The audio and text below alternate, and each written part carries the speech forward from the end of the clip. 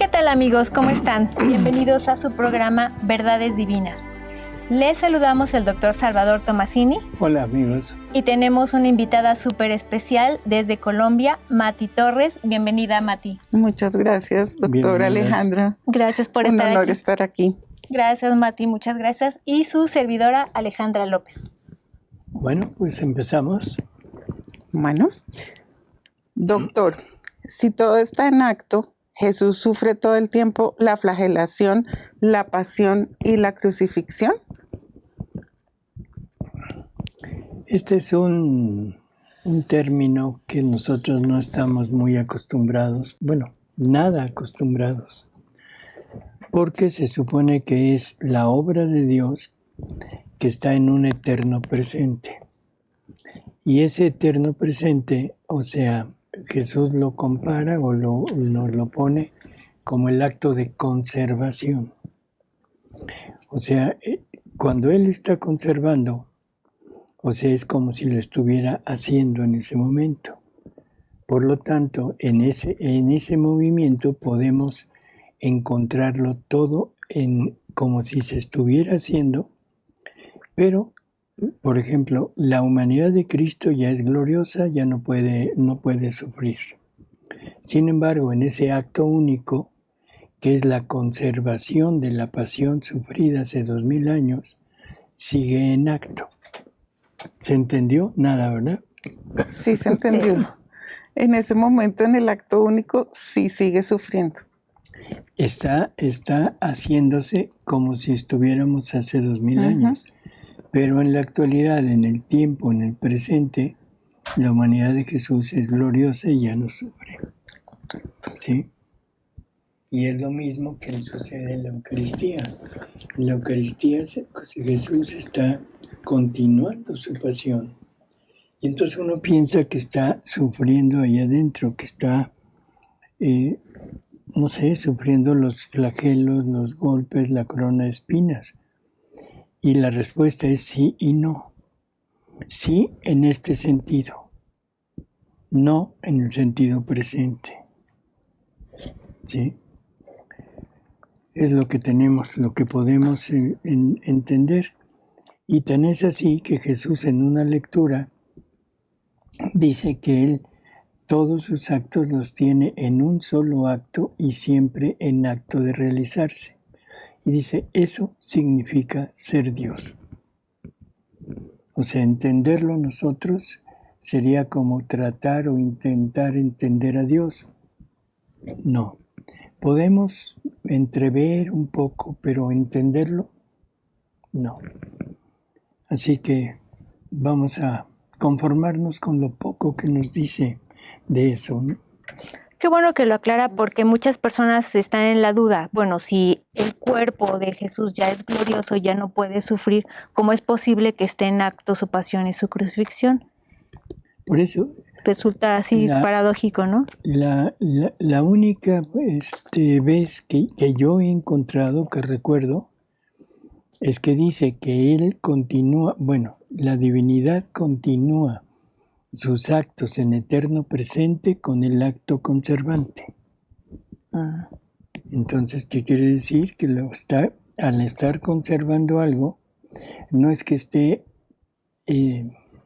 haciendo lo posible porque no se deteriore, sino que lo está haciendo en ese momento. Nada más. Muy bien. Bueno, doctor, tocar con la mano querrá decir que va a ser literalmente tangible que una pena, un dolor, una palpitación, una explosión de alegría o un beso de María se me va a hacer patente que viene del cielo.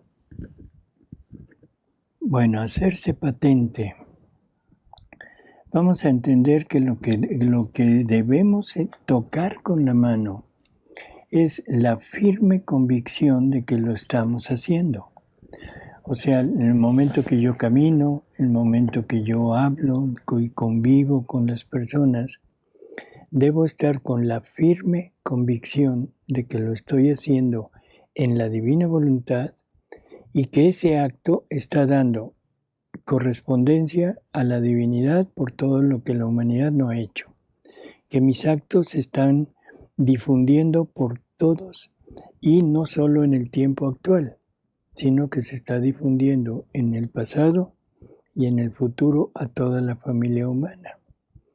Que estamos reparando por todos, por ejemplo, los pasos, que estamos reparando por todos los pasos de toda la familia humana que han sido dirigidos hacia el mal.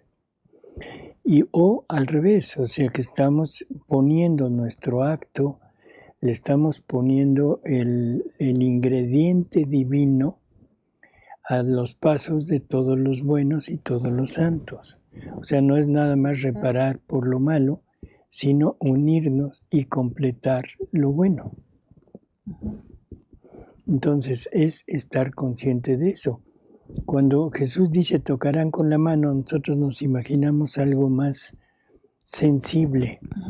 Más obvio. Así es, sí, estoy tocando con la mano, no.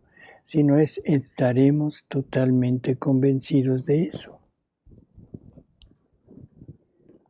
Otra pregunta. María es la primera en el tiempo humano, pero segundogénita creada por Dios, inmaculada.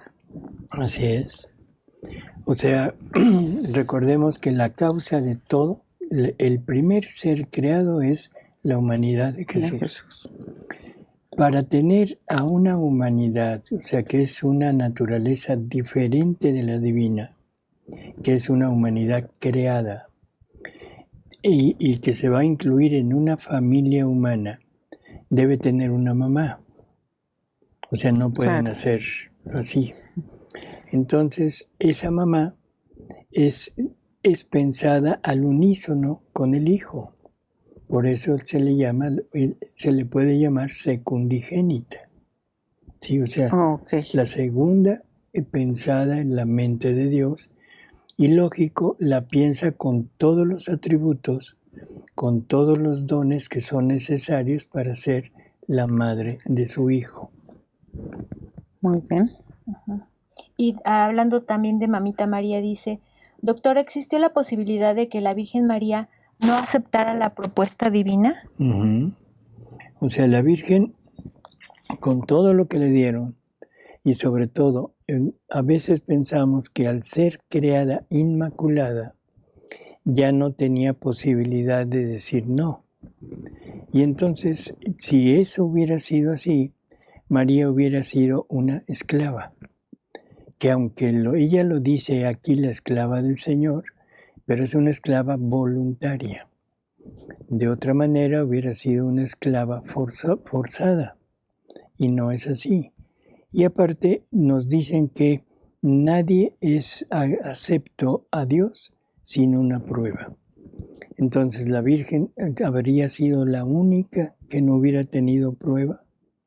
No, fue creada inmaculada con todos los dones, todos los atributos de ella, pero todo era condicionado a un sí de ella. Por eso es que la prueba que María tiene en la eternidad se le presenta todo lo que Dios ha hecho, todo lo que Dios quiere, todo lo que el hombre ha hecho en el transcurso de los siglos, y luego se le pregunta, ¿quieres con Dios o no? Y María dice sí, y se adhiere totalmente a la voluntad divina, y por eso conserva todos los dones, los conserva ya como propios. ¿Podríamos también hacer una analogía con Luisa? Que también en cualquier momento pudo haberse levantado y decir, ya no sigo. Bueno, en ese sentido, sí. ¿Fue su prueba también de toda la vida de Luisa? Así es. ¿Una prueba de 60 años? No fue porque no empezó desde recién nacida. No, a los 20 años, ¿no? A los 17, que fue cuando empieza a tener estas visiones y empieza la Virgen a hablarle y luego Jesús, o sea, la van llevando poco a poco y le van pidiendo un sí cada vez mayor, un sí en la renuncia, un sí en el abandono, un sí en el desapego, y ese sí cada vez va siendo más perfecto, más pleno, hasta que llega totalmente a la plenitud de la entrega total. Pero entonces no podemos compararla que haya sido una vida completa. Se le toma como vida completa, pero empezó a, si no mal recuerdo, hicimos un programa en un retiro en donde fuimos viendo las etapas de la entrega, y es hasta los 50 y tantos años que ya se le da el reino, en definitiva. Así que fue poco a poco, pero fue completando y fue adquiriendo como propiedad todo lo que Dios quería darle. Como Jesús, que iba creciendo en edad, sabiduría y gracia. Igual también Luisa. No, ese es el crecimiento de la vida divina. Eso es otra cosa. Más o menos, o sea, déjalo así. ¿Qué pasa si uno no tiene religión? ¿Es malo? Bueno, depende de por qué no tenga religión. Si no tiene religión por ignorancia, vamos a poner a alguien que vive allá en la espesura de la selva, en algún lugar totalmente aislado, que no tiene contacto con el mundo, que nunca ha oído nada, debe tener en su interior algo en que se base, que crea.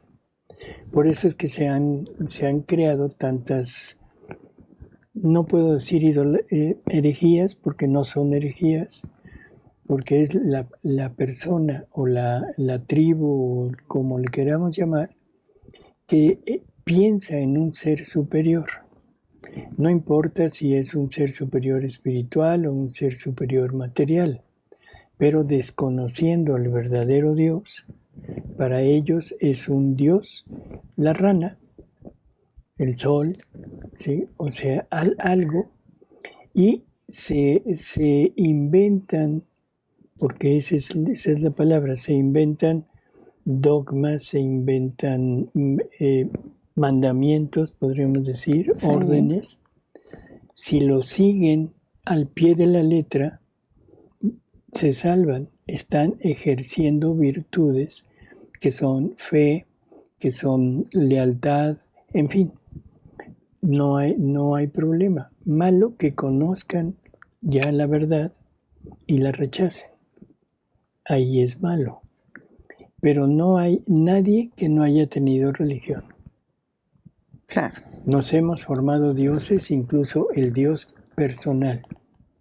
Creo en mí mismo, que es el punto central de toda la egolatría que existe en la actualidad, ¿no? Pero también creo. Totalmente de acuerdo. Claro. Este es un comentario. Entonces no lo hagas. Sí. Dice, hablando de Mamita María, dice, no quito el dedo del renglón, que Luisa es aquella María que ha de venir a terminar la redención. Total y absolutamente errado. O sea, así que por favor quite el dedo del renglón. El problema con Luisa, o sea, ¿Luisa completa la redención? No, la redención quedó completa. Lo único que le falta, o sea, es que nosotros nos adherirse a lo que Jesús hizo, y eso está desde San Pablo. Tenemos que completar en nosotros lo que le faltó a la pasión de Cristo. ¿Cristo nos redimió? Sí. ¿Cristo nos rehizo? Sí, junto con María. ¿Les faltó algo? No. Lo único que podríamos decir que les faltó fuimos nosotros. Yo no hice con ellos lo que ellos hicieron por mí. Por lo tanto, a mí no me cuenta como hecho. Hacia la divinidad yo estoy salvado. Hacia la divinidad yo viví vida divina. Hacia la divinidad ya no le debo nada, porque todo eso lo hizo Jesús y María por mí. Pero yo estoy fuera. Entonces, la redención la completo yo. O sea, yo soy el que el que se debe ir uniendo a todo lo que Jesús y María hicieron y entonces yo voy completando la redención en mí.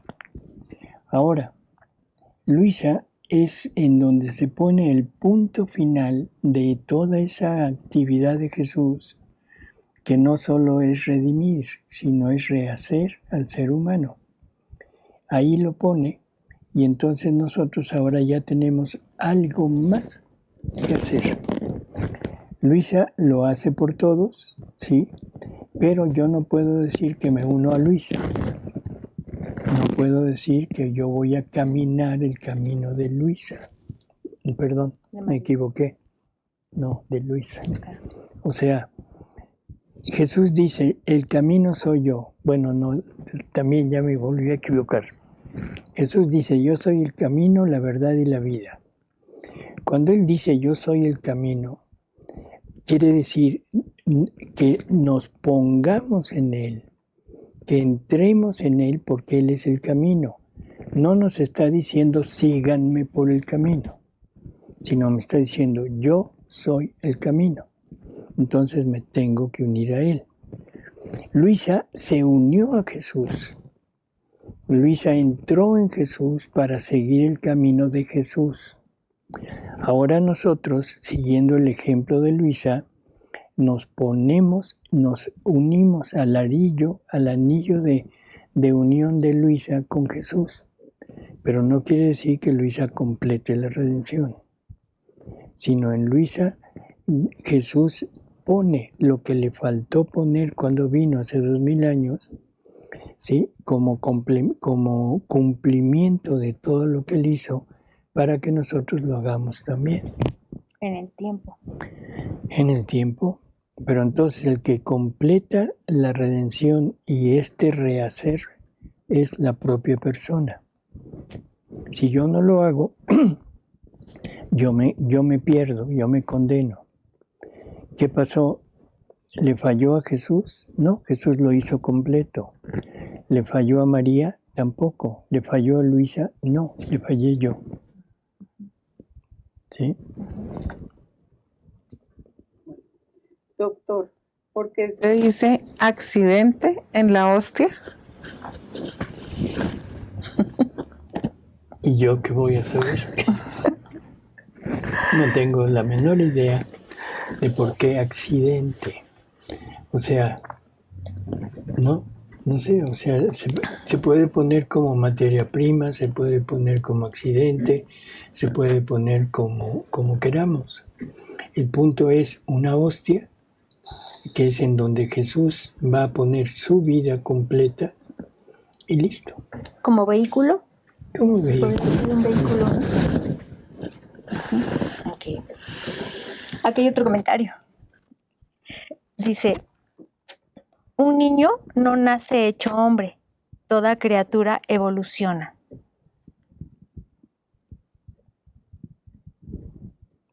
Otra vez, terrible error.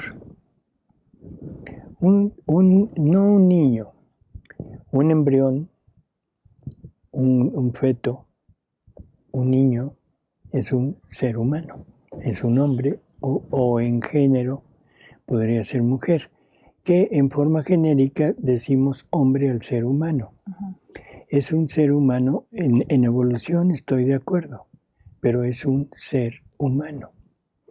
No tienen la menor diferencia en cuanto a su ser de un adulto. Lo único diferente es el aprendizaje que lleva consigo. Entonces es como si dijéramos, una persona que no ha estudiado, una persona ignorante, o sea, sin cultura, sin nada, decir es menos ser humano que el inteligente, que el sabio. No, somos seres humanos todos, sí. No sé por qué me ves así. No, porque dice, un niño no nace hecho hombre, toda criatura evoluciona. Por eso, evoluciona, sí, pero no en cuanto a ser humano. Ser humano lo es desde el momento mismo de la concepción. Si tomamos una célula de ese embrión o de ese feto, es exactamente igual que la célula de un ser humano. Ya crecido. Ya crecido. Ujú. Entonces no podemos ponerlo así como lo ponen, no. Que diga que tenemos que evolucionar, sí, eso nadie lo pone en duda. Claro. ¿A qué se refiere San Pablo cuando dice que Cristo es el primogénito de entre los muertos? Bueno, antes de Cristo todos estábamos muertos en la gracia. Todos estábamos prácticamente con Adán, con la desobediencia de Adán. En ese momento nosotros nos hicimos acreedores a dos muertes. La muerte física, que no iba a existir, o sea, nuestro cuerpo, y la muerte espiritual, que podríamos decir que es la condenación eterna. La condenación estaba prácticamente ya marcada por la ausencia de la gracia, la ausencia de Dios en nosotros. Y el hombre sin Dios es un animal, tal cual, o sea, un animal racional, pero al fin y al cabo animal. Entonces estábamos destinados a la muerte espiritual también. Cuando Cristo viene, es el primogénito de la creación. Eso ya lo hemos dicho muchas veces, ¿no? Y es el primero que resucita en forma material y el que nos obtiene la posibilidad de resucitar en forma espiritual. O sea, gracias a Él, nosotros podemos volver a obtener la gracia y volver a entrar en esa relación de amor con Dios. Por eso es el primogénito. Okay. Muy bien. Doctor, en el volumen 1282 le dice Jesús a Luisa: hija mía, conforme el alma va encerrando en ella mi querer y me ama, en mi querer me encierra a mí, llamándome, forma en torno a mí los accidentes para aprisionarme dentro y forma una hostia para mí. Así si sufre, si repara, etc., y encierra mi querer, me forma tantas hostias para que yo me comulgue a mí mismo. La pregunta es, ¿cómo podemos encerrar en nosotros su querer? No podemos, definitivamente. Para nosotros es imposible encerrar el acto único de Dios, que eso es lo que es el querer divino. Es Él quien lo encierra. Él puede hacer, o sea, lo que sea, de alguna manera. Yo creo que la palabra encerrar la usa para que lo entendamos. Si lo tratamos de desmenuzar un poco, vamos a recordar que la voluntad es el motor de todos los actos del ser. La voluntad humana es el motor de todos los actos del ser humano. La voluntad divina es el motor de todos los actos del ser divino. Pero junto con eso es el almacén de todos los actos. ¿Qué quiere decir almacén de todos los actos? No es que encierre el sol, los planetas, los animales, no. Sino el acto creador, el fiat lux, el fiat divino. ¿Ese está encerrado en la divina voluntad? Sí. El fiat, que es la palabra de Dios, o sea, el Padre crea por medio de la palabra fiat, que quiere decir hágase. Y ese hágase, que es el verbo eterno, ese hágase en la palabra lleva todo lo necesario para crear todo lo que existe. Por lo tanto, si esa palabra queda encerrada en la criatura tiene encerrada en ella toda la creación. Tiene encerrado en ella todas las obras de Jesús, todas las obras de María, todas las obras de toda la familia humana. O sea, que no hay que tomarlo así en lo material porque nos causa problema. Pero si lo tomamos de esta manera, vamos a ver que es realmente muy sencillo y es Dios quien lo hace. No somos nosotros los que lo hacemos. Nosotros somos los que damos el permiso de hacerlo. Y ese permiso es a través del desapego, a través del abandono. Es la forma en que yo le digo a Dios, hazlo, aquí estoy. Y entonces Dios pone todo lo necesario. Ok.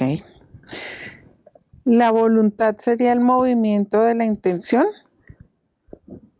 Sea cual sea el acto. La intención, la voluntad es el movimiento de la intención, sí.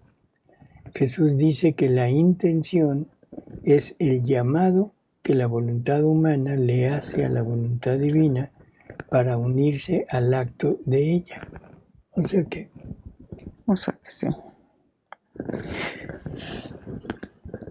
Y aquí dice que sea cualquier acto menos el pecaminoso. Ahí sí, eso ya es otra cosa. Doctor, ¿podemos trasladarnos a nuestro pasado y vivir esos momentos de nuestra vida? sí.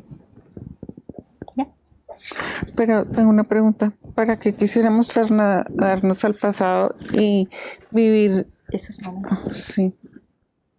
Pregunta Pues- muy interesante y muy elaborada la respuesta. Jesús nos dice que al cielo no entra más que vida divina. Ujú. Nos dice que el alma que vive en la divina voluntad exenta el purgatorio. Que el purgatorio es para quitarnos lo humano y que nos vayan poniendo, que vayamos adquiriendo lo divino, que es el amor pleno hacia Dios. En la divina voluntad, hasta donde habíamos entendido, es del momento que la criatura se decide a vivir, Ujú. de ese momento en adelante es una vida vivida por la criatura. Y la divina voluntad se extiende al pasado para ir marcando todos nuestros actos como vida divina. Entonces vamos como vida divina, pero con el crecimiento y los méritos de aquí en adelante. Y esto se queda nada más unido como si todo se pusiera en el momento que empezamos a vivir. Pero conforme vamos leyendo, vamos viendo que la criatura no solo va a unirse a la voluntad divina, sino va a hacer lo mismo que hace la voluntad divina. O sea, no es nada más concurrir, sino es obrar junto con ella. Ujú. Y sobre todo que nos hace partícipes de su virtud creadora. Entonces, lo que está haciendo él, lo está haciendo la criatura que vive en la divina voluntad. Si yo me traslado, la criatura hace lo que Dios hace, ¿sí? Pero Dios hace lo que la criatura hace, porque es una sola voluntad. Así es. Si yo me pongo a meditar en mi vida anterior, en todo lo que he hecho, y hago la intención de rehacer estos actos poniendo mi acto sobre el acto de Jesús, ¿qué pasaría? Se diviniza. Ya sé. Pero Sí. por mí. Pero por mí. Ok. O sea, no nada más por la acción de Cristo, Ujú. sino que probablemente nuestros actos rehechos de esta manera adquieran el mérito. Y entonces, aunque yo empiece a vivir aquí, todo esto me contaría como crecimiento y entonces ya no empezaría aquí, empezaría acá. Claro, lo jalo hacia el... ¿Sí? Ok. ¿Sí se entiende cuál es el concepto? Sí se entiende, pero ahí me sale otra pregunta. Pues está bien, pero puede uno caer en la tentación de empezarse a mirar demasiado. No te mires. Sí, nada más que eso ya es voluntad humana. Por eso. Y yo creo Exacto. que para hacer esto, Exacto. para hacer esto es para darle gloria a Dios. Ajá. O sea, Ok. yo me duelo de todo lo que he hecho. Lo quiero rehacer para entregárselo a Él. Ya entendí. ¿Sí? Con la intención de darle gloria a Dios. Así es. Ok. O sea, esa intención llama a la divina voluntad a obrar en esto, pero ahora yo también estoy obrando. Ya. Importantísimo. Entonces Gracias. ya no pasas al purgatorio porque ya todo es vida divina. De la otra manera tampoco pasas al purgatorio porque va marcado como vida divina, pero sin mérito. O sea, ¿cuál es el mérito? El crecimiento de la vida divina en la criatura. O sea, la plenitud de vida divina. No es lo mismo, aquí si vamos al ejemplo de la pregunta que hicieron hace un rato. Un ser humano bebé no tiene el mismo valor, o sea, para el mundo, que ese bebé a los 30 años. O sea, conforme va creciendo, va teniendo nuevos conocimientos, nuevas habilidades, que va a ir poniendo en función de toda la familia humana. Por lo tanto, la plenitud y la, ¿cómo diríamos? La utilidad de esta vida es mucho mayor cuando tenga 30 años que cuando acaba de nacer. Lo mismo es en la divina voluntad.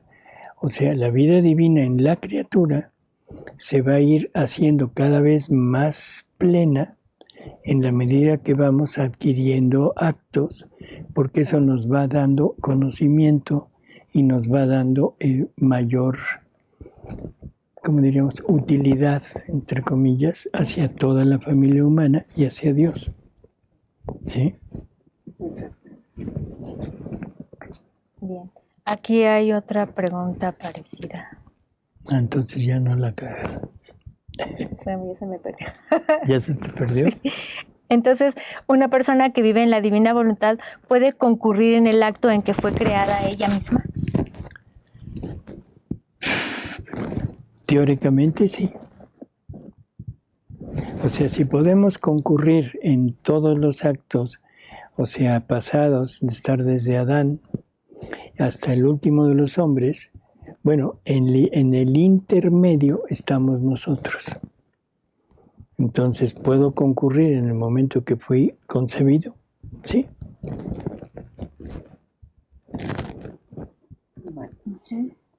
Y eso, perdón, eso los voy a dejar con la duda, pero nos llevaría a conclusiones muy, muy difíciles.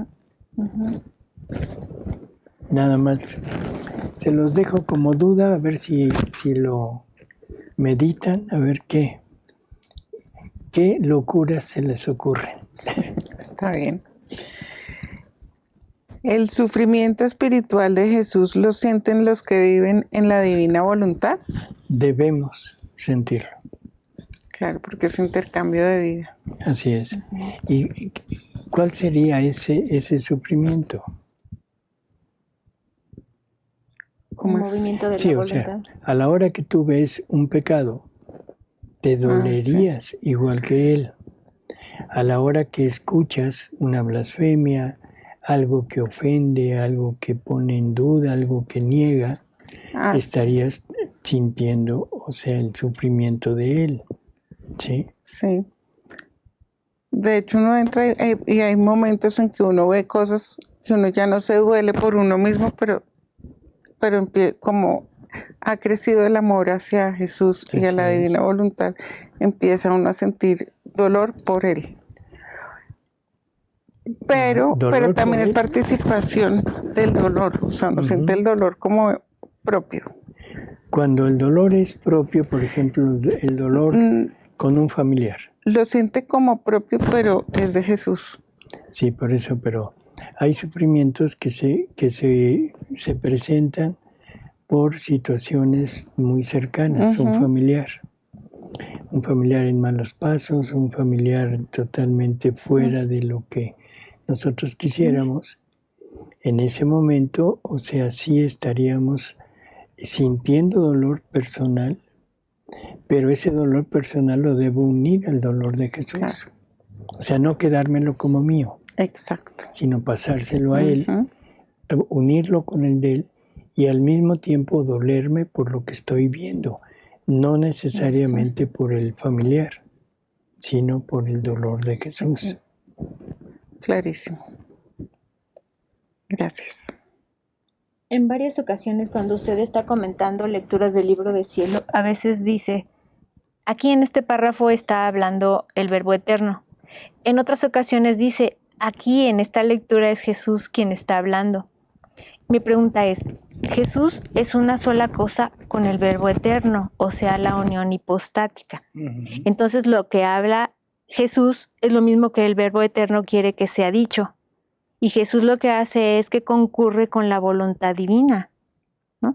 Por lo tanto, es un error decir que esto lo está diciendo Jesús y esto otro lo dice el Verbo Eterno, pues no son dos personas ni dos voluntades, sino una sola. Total y absoluto error. Total y absoluto error. Eso se llama monotelismo. Es una herejía que fue combatida desde hace mucho tiempo. Así que Jesús tiene dos voluntades. Voluntad humana y voluntad divina, actuantes las dos. ¿Están unidas en una sola persona? Sí, la persona del Verbo. Pero la naturaleza humana y la naturaleza divina no pierden su peculiaridad o sus características. Sigue habiendo una naturaleza humana y una naturaleza divina, igual que nosotros. Nosotros somos la unión de dos naturalezas. Tenemos una naturaleza física y una naturaleza espiritual que es el alma. Y si yo tengo esta alma en mi interior, no quiere decir que se pierda conmigo. Somos dos naturalezas, cada una tiende hacia su lado. Mi naturaleza humana tiende hacia las miserias y la naturaleza espiritual tiende hacia Dios. O sea, y hay una como enfrentamiento a ver cuál de las dos vence. Y eso es la historia de cada uno de nosotros. O vence el bien y nos adherimos a Dios, o vence el mal y nos adherimos al demonio. No hay de otra. Bueno, en Jesús es prácticamente lo mismo. Y ya no voy a seguir, nada más le voy a dar un ejemplo de por qué digo que habla el Verbo. Hay una lectura donde dice, mi humanidad ya es gloriosa, incapaz de sufrir. Por lo tanto, voy buscando nuevas humanidades donde poder seguir sufriendo. La pregunta es, ¿quién está hablando? El Verbo. El Verbo. Porque su humanidad ya es gloriosa y no es capaz de sufrir. Entonces, ¿están unidos? Sí, pero no, ¿cómo diríamos? No se pierde la peculiaridad de cada uno. Y el Verbo Eterno como Dios, Él no sufre. Su humanidad, Él puede sufrir a través de su humanidad, pero esa humanidad ya triunfó. Por lo tanto, este verbo ya no puede seguirla usando para sufrir. Creo que es muy claro. Mi humanidad ya es gloriosa e incapaz de sufrir. ¿Sí? Entonces ahí sí es claro cuando habla el Verbo y cuando habla Jesús. Clarísimo. Por eso es que decimos que a veces habla el Verbo cuando habla de esta manera. O sea, no estamos separando a Jesús, por favor, eso que se entienda. No es que lo estemos poniendo aparte, es una sola persona. Pero esa sola persona que es en la persona del Verbo, el Verbo utiliza la humanidad y la humanidad le permite ser utilizada. No es forzado, sino le permite y por eso están unidas. Pero esta humanidad ya no puede sufrir. Entonces, no, si fuera una sola, diría, ya soy glorioso y no puedo sufrir.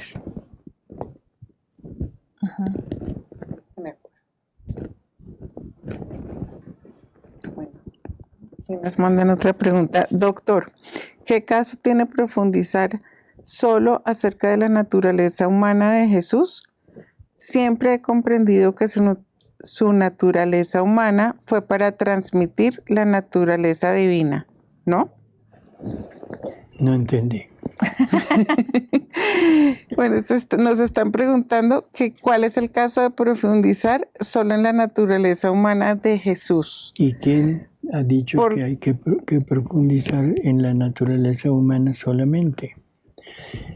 Hemos insistido mucho en conocer a Jesús desde el punto de vista humano, sí, o sea, en María Valtorta, que es en donde se conoce en plenitud. Pero no es para profundizar en la naturaleza humana. Estamos profundizando en esa sola persona, que es el Verbo eterno, que es lo que decíamos en la pregunta anterior, y cómo se comporta el Verbo eterno en su naturaleza humana. Exacto. ¿Sí? No es lo mismo el Verbo comportándose como Verbo eterno, como Dios, que el Verbo eterno comportándose en una humanidad. O sea, es diferente. En el momento, el Verbo eterno no necesita trasladarse de un lugar a otro. El Verbo eterno puede estar en cualquier momento, en cualquier lugar, cuando quiere, sin tener que pasar por el traslado. Pero la humanidad sí. Entonces el Verbo eterno se tuvo que humillar a tomar los actos del hombre para irnos enseñando e ir a él teniendo las mismas experiencias humanas que tenemos nosotros. El Verbo eterno tuvo que tener la misma experiencia humana de las tentaciones. ¿Sí? Él no puede estar sujeto a tentaciones, pero ahora se pone en la naturaleza humana para percibir lo que es una tentación y luego desde la naturaleza humana vencerla. O sea, creo que no sé si queda claro con esa pregunta. Si no profundizo en lo que es la naturaleza humana, en cómo se comporta el Verbo humanamente, me voy a quedar a medias. Y voy a tratar de imitar al Verbo eterno como se comporta como Verbo eterno, nunca lo voy a lograr. O lo tengo que estudiar en conjunto, y para eso estudiarlo en conjunto debo estudiar su naturaleza humana. Porque aquí dice la pregunta también, siempre he comprendido que su naturaleza humana fue para transmitir la naturaleza divina.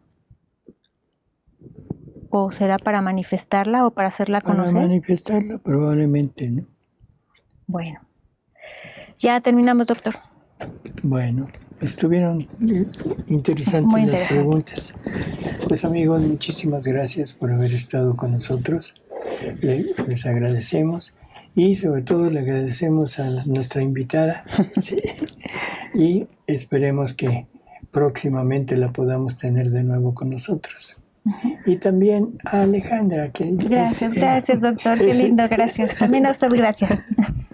Gracias. Así nos vamos. Gracias, Marta. Bueno, gracias al doctor Alejandra París. Y a París es un honor estar aquí. Muchas gracias. Gracias por venir, Mati. Y amigos, les recordamos, va a haber el próximo sábado 30 de agosto de este año 2025 una sesión de preguntas y respuestas con el doctor Salvador Tomasini, Tercer Fiat Invita. La sesión va a ser virtual y presencial.